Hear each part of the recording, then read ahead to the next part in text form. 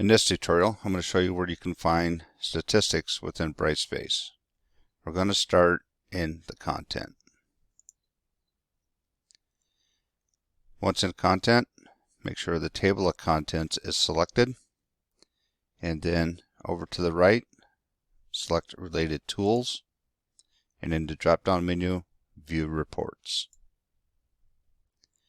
And in here, you have two tabs, one for content and another for users. Next location, assignments, activities assignments.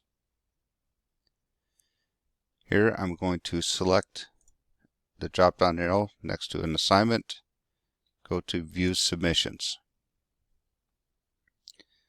Once in here, I will select a student assignment, and this is also contingent on if you've already graded everything as well.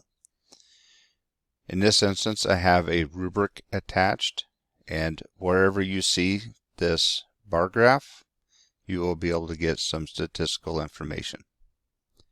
Here you have overall, criteria, stats, and individual stats.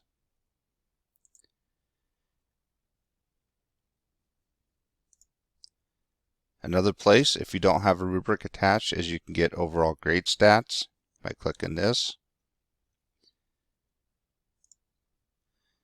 Now it should be noted, and I won't bother showing you the same thing, but discussion tool will have these same options as well. Next, we're going to go to activities and quizzes. What's in here? Drop down arrow. Next to the quiz I want to look at, scroll down into the menu, statistics.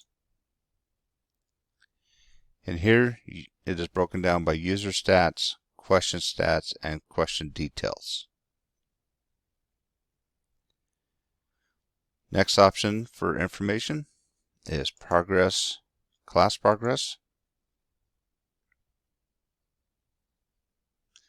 And what's in here, you can get a general overview of how your students are doing within the course, and you can get even more granular with the information by clicking on the individual students. And these are all the options here.